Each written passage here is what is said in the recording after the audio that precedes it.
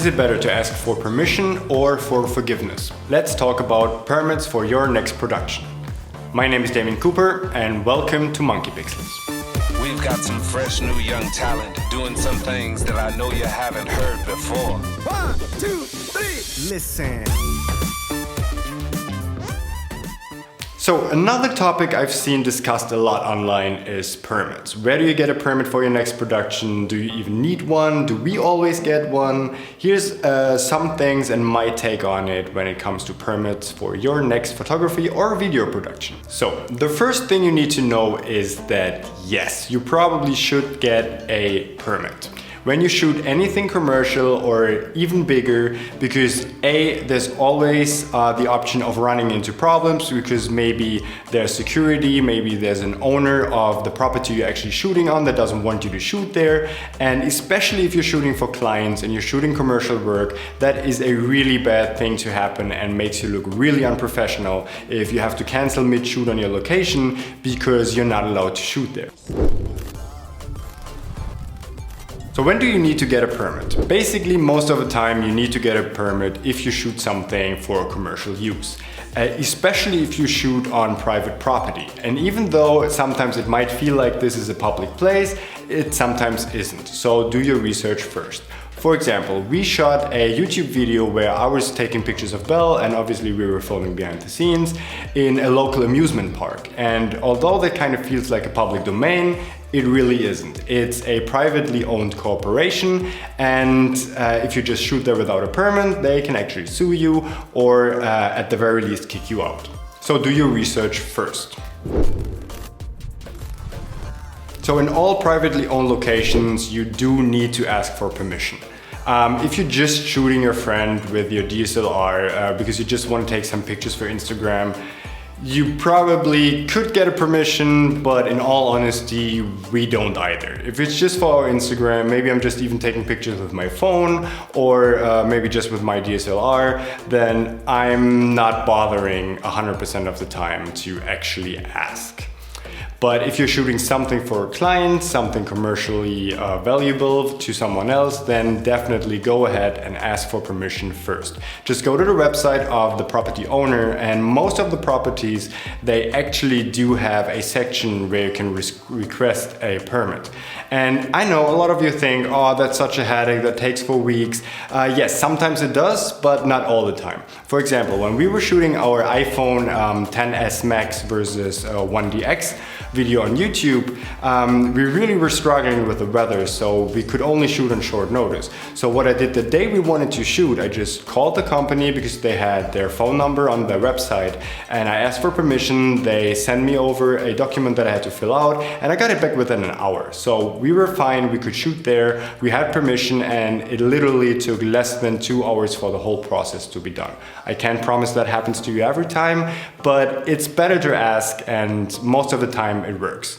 And if you want to be on the safe side and you have a scheduled shoot, just ask way in advance, and then they have more time to process your request as well. So what about public locations? Every city has their own rules when it comes to publicly taking pictures or doing a film production. And usually every city also on their site of the city itself has a section for exactly that. It's called film submission, film commission, filmmaking something. So I'm not sure what it is on each site, but there's a lot of different sites. For example, if you go to Los Angeles, they have a section on their website where it states that you're allowed to shoot when your crew, including the talent, is 3 people or less. You're not using any lights, you're not using any tripods, you're not blocking any runways or streets, and then you actually do not need to get a permit. Please don't hold me accountable for that, but that's what I read on the website. If you do have to get a permit, they also usually have a document that you can fill out, send back, and sometimes you get it back as quickly as an hour. But ours really, I would just call ahead, tell them that you want to shoot something, that you filled out their document, and usually most of the time they're really forthcoming and supporting. So, for example, here in Vienna, we have the same thing. You go to the website and then it states the rules, what you can and what you can't do. So every city, I think, at least the bigger ones, have a section somewhere in the internet that states exactly what you can and what you cannot do. And if you want to do something that you're not allowed without a permit, they have a section that you can actually request a permit for that. So do your due diligence in advance, and then you should be fine most of the time. And then, although we haven't done it, there's also other things you need to request in. For example, if you're shooting outside, you're shooting a short film or even a feature or a commercial, and you're using fake weapons. Even though they're fake, the people around you don't know that. So what you can do is you call in ahead of time and inform the local police so that they know there's a shoot going on. And a film shoot, not an actual shoot. Because I've heard of people that were just, we're just shooting our short film, it's a fake gun, and they were all arrested. They were like being put to the ground and put in jail for a little time. Because obviously, how would a local police officer know that there's a film crew going on? So there are some things in mind. You really have to inform yourself about the local authorities, ask them in advance. Even if you're setting up some bigger stuff, you might actually need to call the local fire department. Just don't go out and just shoot whatever you want because nobody will see me. Just it's better safe to be sorry when it comes to that, especially if there's other people involved that you have to take responsibility for. Alright, when we talk about permits, we need to talk about drone permits as well, because I know they're a pain in the ass. You got this new Mavic and you really want to take it out for a spin, but did you get a permit or not? So when it comes to drone flying, yes, we try to get a permit whenever we can. Here in Vienna, it's really a pain in the ass to get one, so we just basically don't shoot in Vienna at all. Again, every country has their own rules for flying a drone if you need to get a permit, and if you do get a permit, they also show you how. Especially be responsible. For example, we got the new Mavic Pro 2 and I was really eager to shoot, and from right outside our hotel there was this really great overlooking the Las Vegas skyline, but there were so many helicopters, so unfortunately we decided against it because it was not only because it was prohibited, but it's also dangerous. So I mean, sometimes somewhat of a rule breaker myself.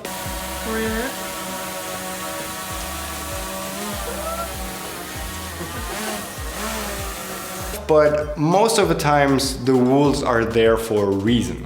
So if you just fly up there because you really want to see the Las Vegas skyline and then there's helicopters flying around, that is not a really good idea because you could really injure and hurt people.